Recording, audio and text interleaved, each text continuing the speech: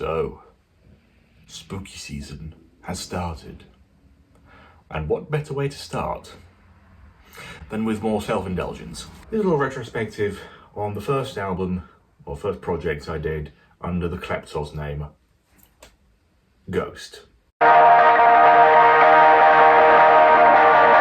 mean, you can pronounce it G-Host or G-Host, but it's pronounced Ghost, but I mean, death of the author, apparently what the original creator says doesn't mean shit, does it? But so the original idea for this album basically came from being not happy and mentally well in the head, basically. Earlier the same year, 2022, I dropped out of university, my mental health was in the absolute bin.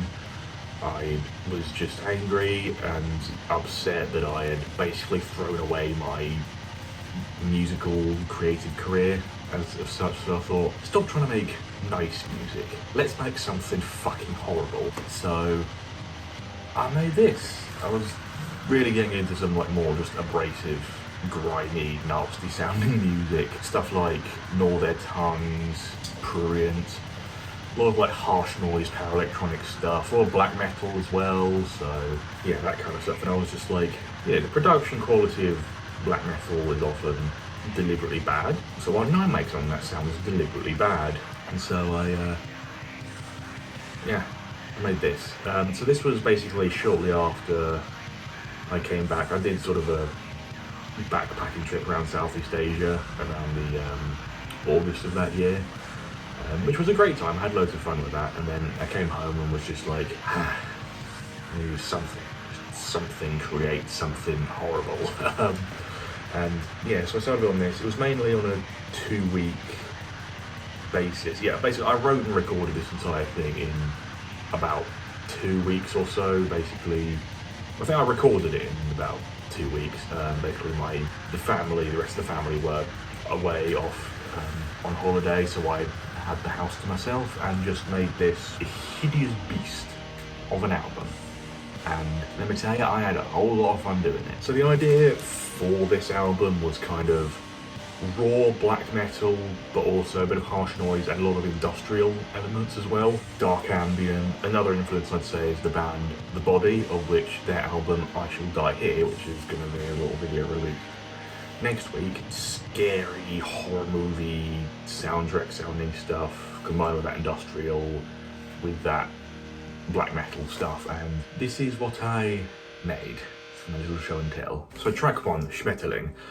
This is a little bit from more sort of like the Black Gaze influence, so a little bit of like Death Heaven, Alcest.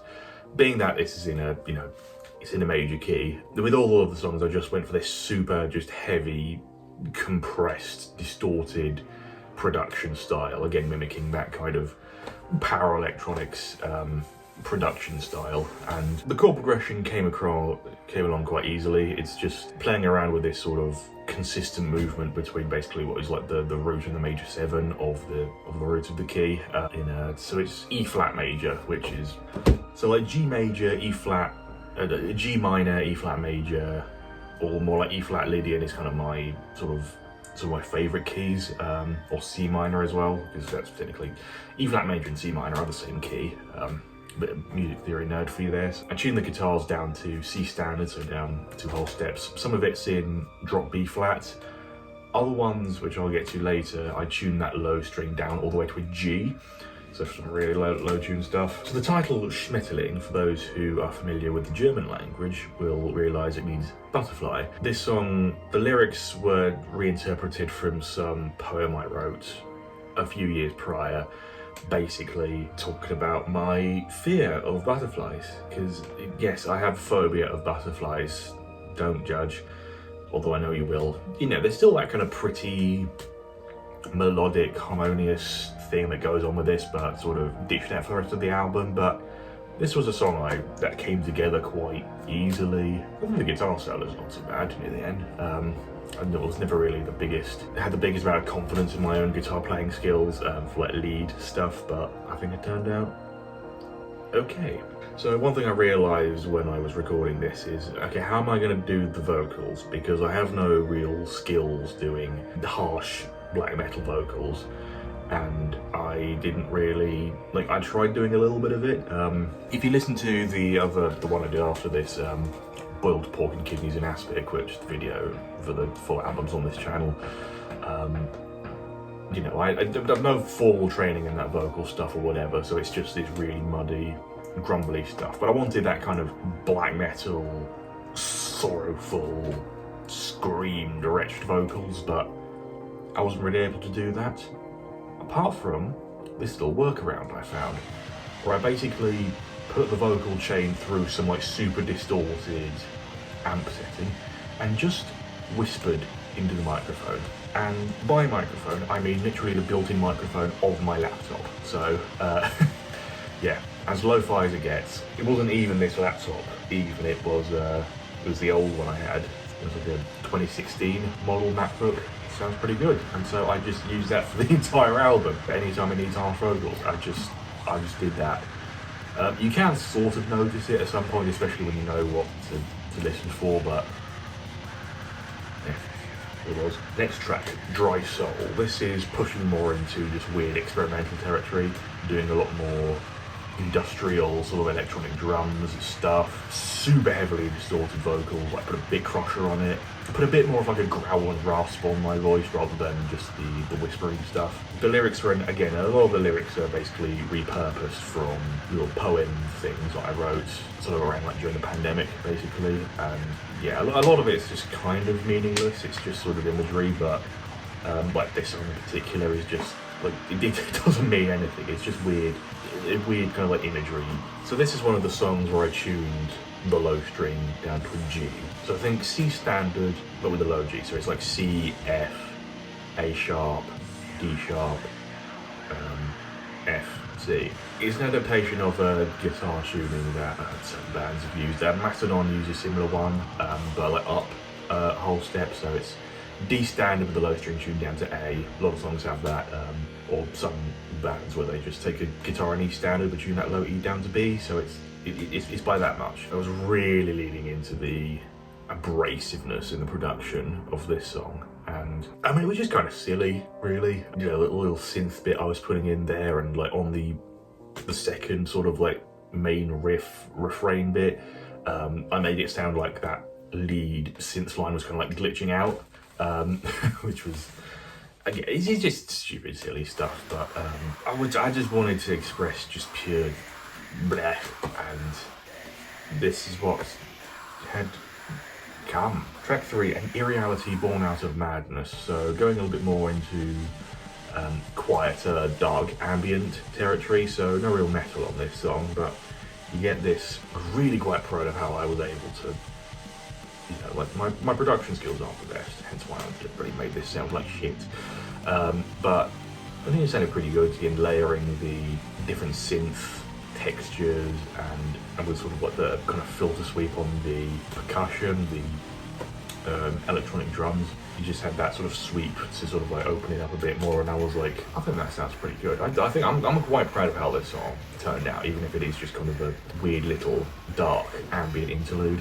Funny thing actually, the chair I was sat in, so it basically was literally sat in this room with the computer here, talking into the microphone. So there's lyrics on this song, which again is another weird poem thing I wrote a while ago, and it wasn't this chair, it's a really, really creaky old basket chair, and if you listen carefully, like you can hear the creaks in my vocal track if you really listen to the song closely, which I think is quite funny. Yeah, this is how lo-fi and just dumb this album was. Next track, track 4, Less Than Human. So going a little bit more into, I think, DSBM influences here. Just went purely on, again, just really sad, but also just kind of dissident, mournful things. Like a lot of the hallmarks of kind of DSBM was going in for this one, but again with super just maxed out, brick-walled, industrial, harsh noise production. Again, it's that kind of, and the title thing sort of, you know, goes in with that. The lyrics were kind of more, again, adapted from an old little bit of prose I wrote a while ago, and it was a bit of a sort of a self-loathing but also misanthropic kind of vibe, I guess. We sort of, I think, really fit where my head state was at the time. It was fun. So I think I drew quite heavily from early Catatonia, so the Swedish band, not the Keris Matthews Welsh band, but the early stuff, like particularly the album Brave Murder Day, and other, I know that's not DSBM, but that kind of, I took influence from that stuff. That's more like Death Doom, but also from some other, you know, like some DSBM influences as well in the actual writing of this song. And I just really wanted to just emphasize that dissonance, the ugliness. Basically, like the main riff, after it goes into the clean bit where like the distorted riff hits, if you want to play it, work out how to play it, it's very simple. You basically play, so again, C standard, so low open C string, and then power chord on the 7th fret of the A string, so it's like an octave power chord, so it's like C. You just sort of like strum that, hitting that, then you move the power chord up just 1 fret, so you get to, you know, the flat second, but with the low C still ringing out, you get that really heavy dissonance of that flat 9 in there, and then sort of I think slide down to like the 5th fret as well for one bit, but yeah, that's just the ugly dissonance I was going for, combined with the softer, mournful sounding, clean guitar breaks. Number 5, To Deliver You Math and Cookies. What was the inspiration for that title? I don't know. That's just, it was just something weird. Yes, there's another one with the low G tuning. Again, just really, I came up with this super fast, like trem-picked kind of dissonant riff. I can't remember how to play it, but it was something like quite muddy and dissonant. You probably can't barely hear it on the album, but there was that, but also playing around with softer chords and just in the verses, but with sort of this spoken word, I was just like, it doesn't need harsh vocals, I just do some spoken word for just some more, you know, added weirdness. This one was fun. This is probably like the weirdest one on the album. I mean, close to Dry Soul. It's definitely one of like the weirder, more just like odd, unconventional ones. But yeah, it was a lot of fun to construct with the layering of the, you know, your normal program drums with the electronic drums, the distorted guitars and the sort of the clean guitar, sort of like chordal strums and that, to just create this absolute nonsense of a track with a nonsense track title, which again, I will say, I have absolutely no idea where the inspiration for that came from. It doesn't mean anything, or maybe it does, because again, I guess death of the author, my input is invalid, but yeah. So there was meant to be another track in here that got basically cut because I didn't have the time. It was under the working title Exempt from Companionship. That didn't, again, that didn't make it in. I didn't have the time for it, so it was meant to be 10 tracks, but it's just 9 tracks. It just works out fine as it is anyway. So yes, in track 6, Loathsome. So this was fun. This was just me. Like, how can I make the most heaviest, stupidest song possible? And it was this, and you know, combining, you know, sort of like black metal with that industrial, with a bit of kind of just punchy in your face slam death metal kind of stuff, especially that breakdown riff is just pure slam death metal, and it's like, it's so dumb, it's so stupid, but also just want to play around with them, all that, you know, industrial quality, putting these really dissonant synth lines over, you know, that parts of it here and there. So it's actually synth line, it's chromatic, it's also harmonized in tritones, so that's what it sounds like, just sticking needles in your ears, because that's basically what it is sonically. Yeah, this one I just went in on it and just made it just gross and nasty, because I can. Yeah, just distilling that, just this taste and anger I was feeling at the time into something, into this song. So that's what you get. This is where my mind was at this time 3 years ago. So yeah. And following that, track 7, I Choose to Live. Just a little interlude thing, just a very soft ambient one. This was sort of, I guess, a little bit of just some hope, you know, I guess, just kind of a little bit of a light in the dark. Funny enough, that drum sample, that very echoey drums, was actually recorded at my house, my first house when I was at uni down in Brighton. One of my roommates was practicing drum upstairs with the window open, and at the back of the house there was just this great big thing where like all the houses just backed onto, and just his drums were echoing out just across this big courtyard area. And so we were sat in our like private courtyard of our home, and I just got my phone to record audio of it, and I still have that recording. I just love the sound of it, you know. It's just always one of those moments where you just like, that kind of, you capture just that little lightning in a bottle thing.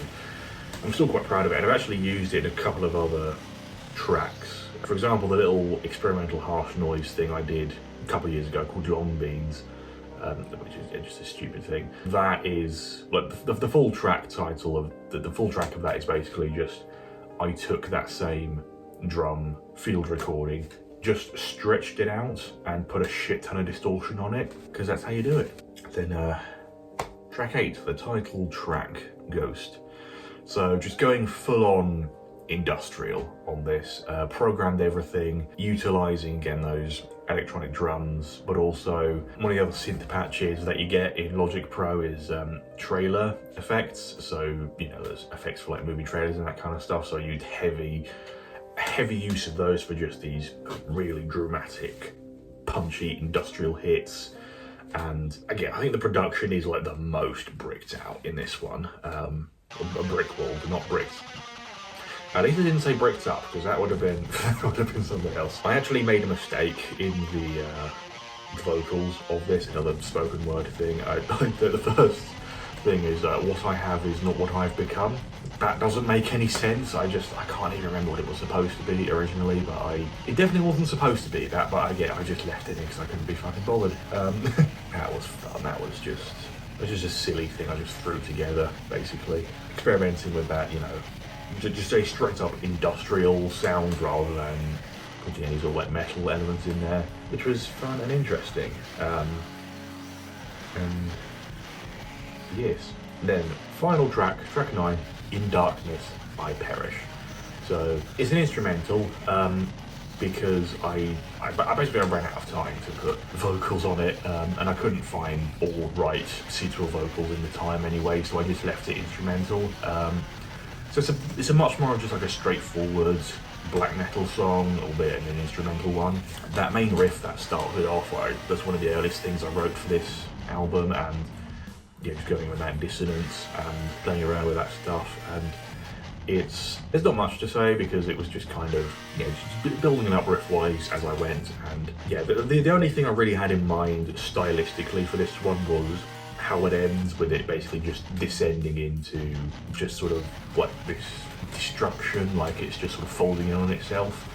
How I did that was I got a bit crusher and basically had it on like the master output the whole time, and had it basically set to 0, so it had no effect on it.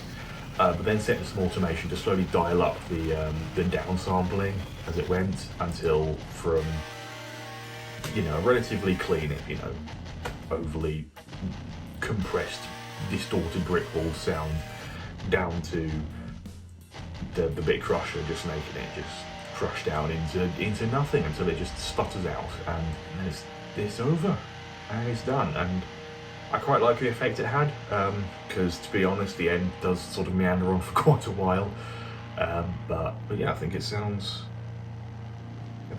and that's the album. That's the album.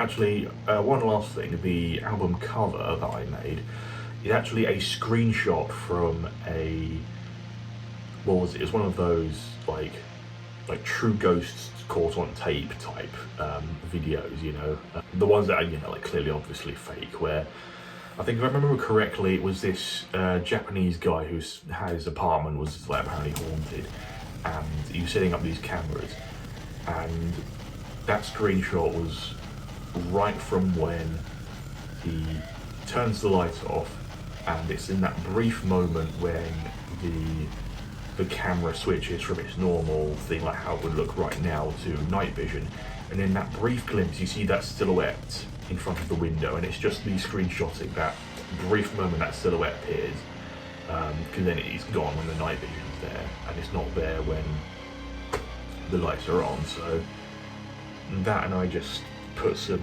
default fonts on it because I'm lazy, but yeah, it's yeah, that's what it is. That's what it is. That's that. And spooky season is a go. Even though I am recording this and it's still September, but who cares? Yeah, got some interesting more videos coming up for the rest of the month, and I will see you then.